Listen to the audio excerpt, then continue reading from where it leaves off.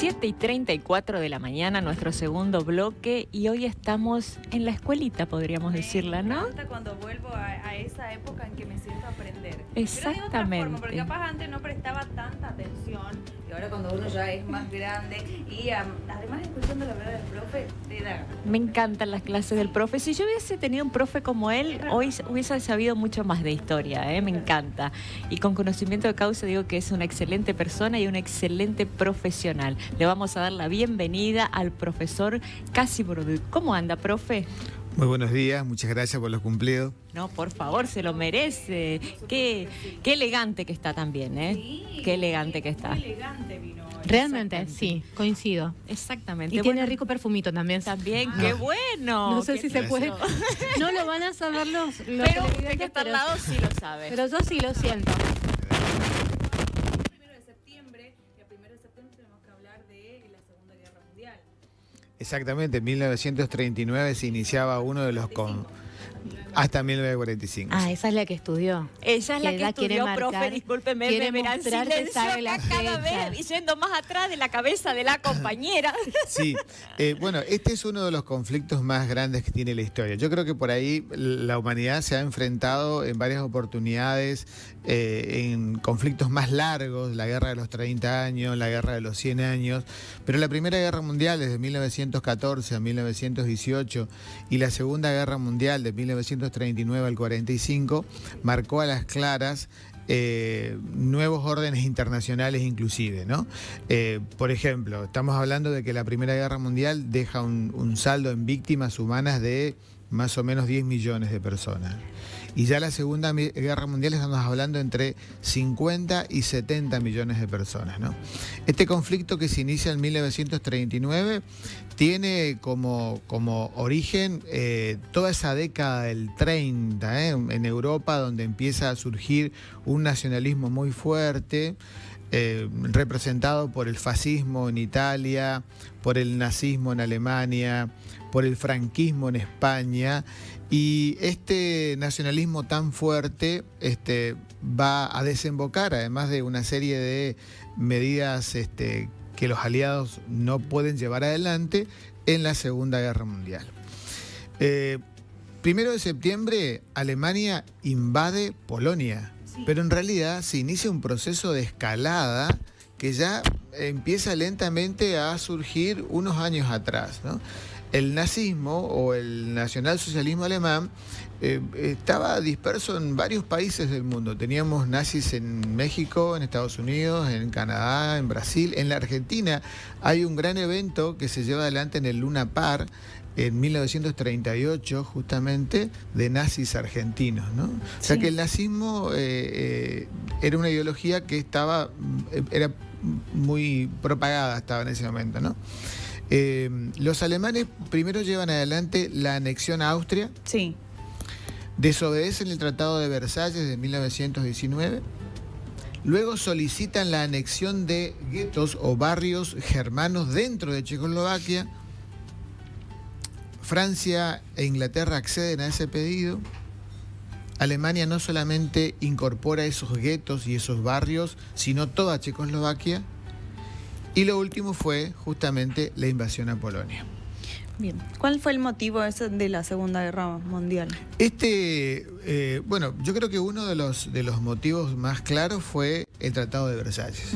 O sea, una Primera Guerra Mundial que no fue... Cuando se firma el tratado, los alemanes sufren la humillación del Tratado de Versalles, no tienen que pagar indemnizaciones de guerra, disolver sus ejércitos, convertir en leña sus aviones, hundir sus barcos, devolver territorios. Y esto fue muy vergonzoso para Alemania, además de las restricciones económicas que van a tener. Cuando llega el nazismo se consolida económicamente y militarmente, ¿no? Además, recordemos de esa política nazi de superioridad racial y esta cuestión, ¿no?, que está muy bien enmarcada en las leyes de Nuremberg. Ahora, una vez que se inicia el conflicto el 1 de septiembre, hay tres etapas bien definidas de la guerra. 1939 y 1941, donde Alemania se expande por prácticamente Europa.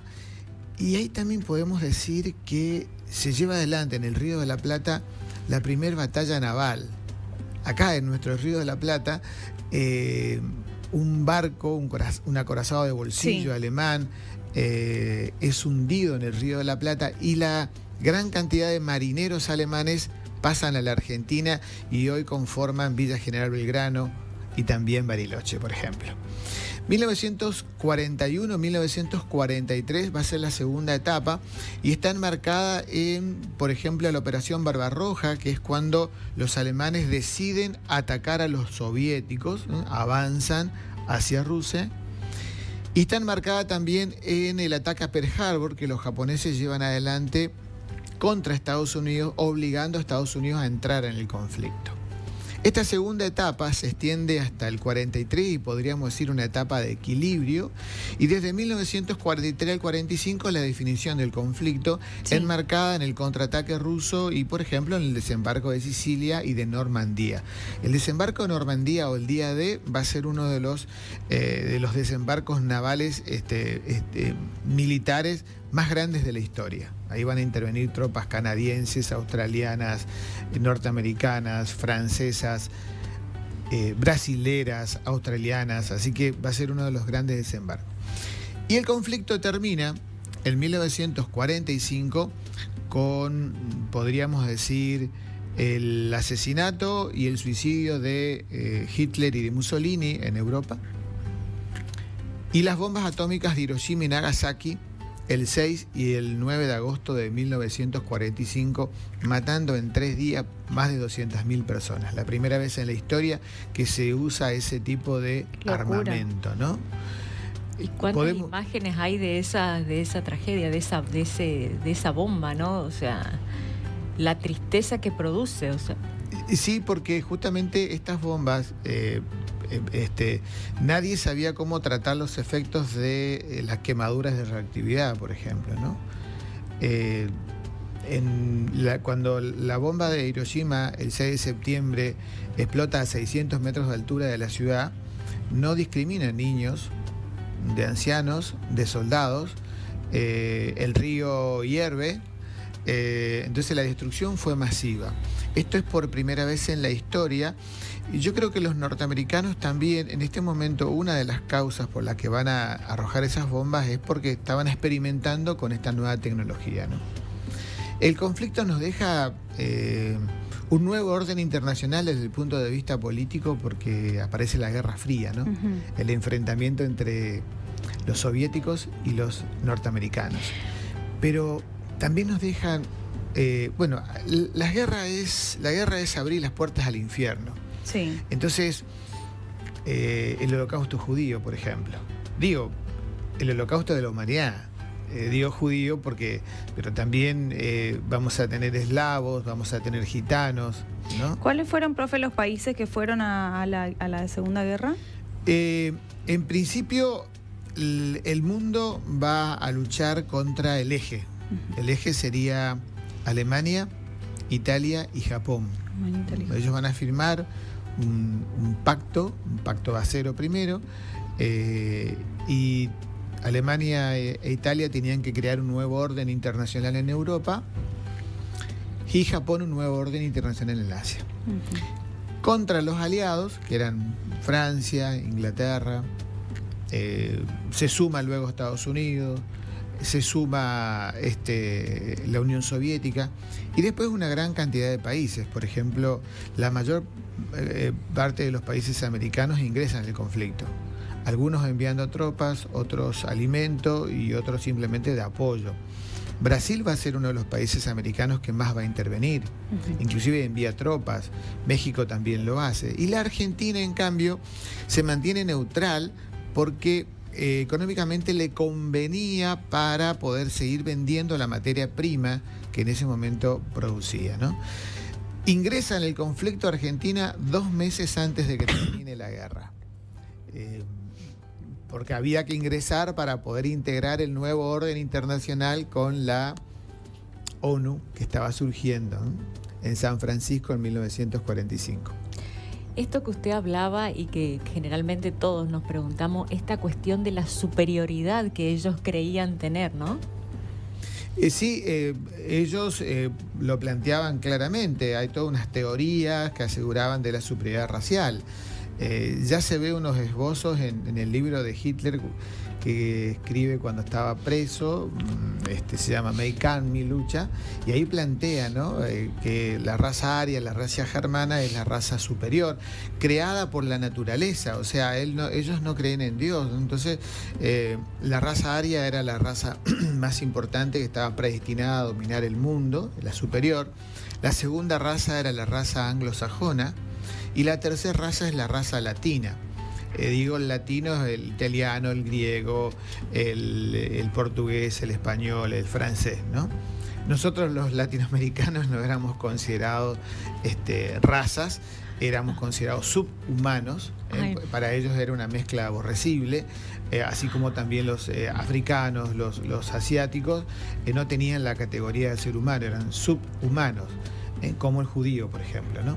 Entonces también van a, esto se observa claramente en las leyes de Nuremberg, ¿no? Cómo ellos van a elegir un enemigo común, que va a ser el judío, y van a ir en contra de, apoyándose en ese antisemitismo, va a ir en contra de este pueblo, ¿no? También perdón, sí. ¿Sabe cuánta gente murió en esta Segunda Guerra Mundial? Sí, estamos hablando entre 50 y 70 millones de personas. Ay, por favor. Gran cantidad de ciudades europeas bombardeadas.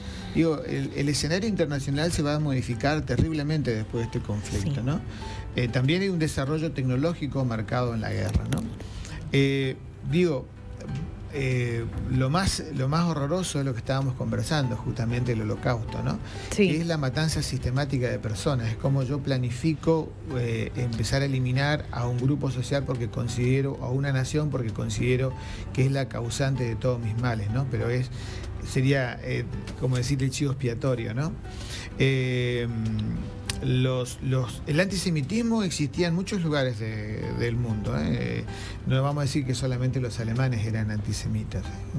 Vamos a tener antisemitas argentinos también, ¿no? Ujú. Y lo bueno es que, hasta hace poco tiempo tuvimos la posibilidad de contar con sobrevivientes de ese holocausto, como por ejemplo la señora Korinicki, que era una habitante de la ciudad de Resistencia, que pudo llegar a contar sus experiencias de esa matanza sistemática, ¿no? Por ahí uno cree que después del horror de la Segunda Guerra Mundial no va a volver a pasar.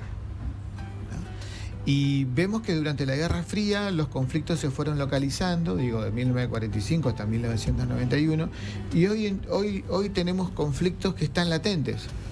Sí. Lo que está ocurriendo entre Ucrania y Rusia Sí. es una escalada, es un conflicto que puede ir lentamente increyendo, como dicen los italianos, ¿no? En aumento, porque esto pasó con la Segunda Guerra Mundial. Así que tiene mucho cuidado con esta cuestión, ¿no?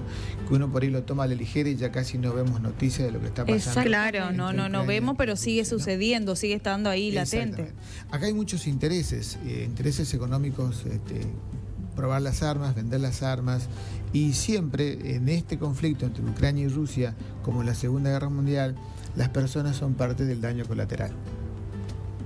Bien, profe. Súper interesante. La verdad. Ahora, que sí. ¿por qué en Argentina había gente que apoyaba a la campaña nazi? ¿Qué nos pasaba en ese momento por la cabeza? Cuando termina la Primera Guerra Mundial, empieza a dibujarse un escenario internacional donde el capitalismo prevalece y un socialismo que se desconocía, un comunismo de la mano de Stalin, por ejemplo. Entonces, decir comunista, decir socialista, era como se desconocía y como que se temía un poquito, ¿no? Y una alternativa interesante era el nacionalismo. 1910, 1920, 1930, el nacionalismo como amor a la patria existía en varios lugares del mundo, ¿no? El nazismo, el fascismo y el franquismo planteaban un nacionalismo extremo, ¿no? Para 1930, nosotros comerciábamos con los alemanes. Nosotros teníamos intereses económicos muy fuertes. ellos habían comprado medios de comunicación, porque la propaganda va a ser un elemento fundamental para ellos, ¿no? Escuelas, acá tenemos en el Chaco escuelas alemanas en Charata, por ejemplo. Mi tío, que era de origen alemán criollo, fue enviado a esa escuela a formarse, a aprender el alemán y a aprender el saludo y todo lo que significaba el nazismo, porque muchos chaqueños, hijos de alemanes, fueron a la Segunda Guerra Mundial de la zona de Pinedo, Charata, Las Breñas, y no volvieron. Alemanes, y no volvieron, claro. ya está, ¿no? Entonces, a ver, el nazismo hasta el conflicto no era mal visto. Era una tendencia política interesante entre el capitalismo y el comunismo, ¿no? Después vamos a encontrarnos nosotros con esa persecución en los medios de comunicación, la formación educativa, lo que va a ser el holocausto, pero eso lo destapamos después de que finaliza el conflicto, ¿no? Ahí cuando hablamos de nazismo ya nos asustamos. Exactamente. Sí. Y como siempre el poder económico siempre es la fuerza, ¿no? Y siempre es la causa por las que empiezan generalmente todas estas cuestiones de las guerras, hablando en cuestiones más graves, ¿no? Sí, los avances tecnológicos fueron notables y por supuesto muchos intereses económicos, ¿no? Se ingresó al conflicto con aviones a hélice y terminamos el conflicto con aviones alemanes a reacción, por ejemplo, ¿no? Porque el hombre frente a situaciones de crisis como esta, como que desarrolla tecnológicamente, ¿no? El arte de la muerte. Dicen que Hitler era un apasionado por la ciencia y la tecnología. Sí, bueno, por ahí hay actores, ¿no?, que son importantes para destacar, digo, un Churchill, un Truman, un Roosevelt en Estados Unidos, un Hitler con sus características, ¿no? Estamos hablando de un conflicto que ha dejado muchísimas marcas. Como decía, prácticamente no hubo ciudades europeas que no fueron bombardeadas en el conflicto, ¿no? Y existen otros héroes anónimos que son las familias que sufrieron el avance de un regimiento, de otro ejército, la resistencia francesa, italiana, sí, la griega, el rol de la resistencia en cada uno de estos espacios. Los espías, los juegos surge el radar, hay un desarrollo tecnológico en los submarinos, hay un avance que se va a dar con este conflicto, que luego va a ser capitalizado en la vida civil, ¿no? Bueno, profe, acá un silencio. Están escuchando al profe Eduardo. No se sienten aprendieron la toda respiración, ya, porque la atención que le ponemos todos al profe cuando habla es única, ¿eh? Un silencio acá que no se logra casi siempre, pero acá lo logra el profe. Muchas gracias, profe. Sabemos que tiene que ir a dar clase, a continuar con sus actividades. Muchas gracias. Yo lo que digo, en el mundo siguen existiendo neonazis. Sí. Así que también estas cuestiones por ahí uno dice el antisemitismo, pero yo creo que es importante poder vivir en la diversidad cultural, religiosa, política, y yo creo que de eso nosotros los argentinos hacemos bastante, ¿no? Porque la Argentina tiene esta cualidad de ser muy diversa y de poder todavía vivir en paz. Así que eso creo que es importante destacar. Así es. Gracias, bueno, muchas profe. gracias. Le dejo un saludo de Piña Barca. Gracias. Un grande el profe. Chao.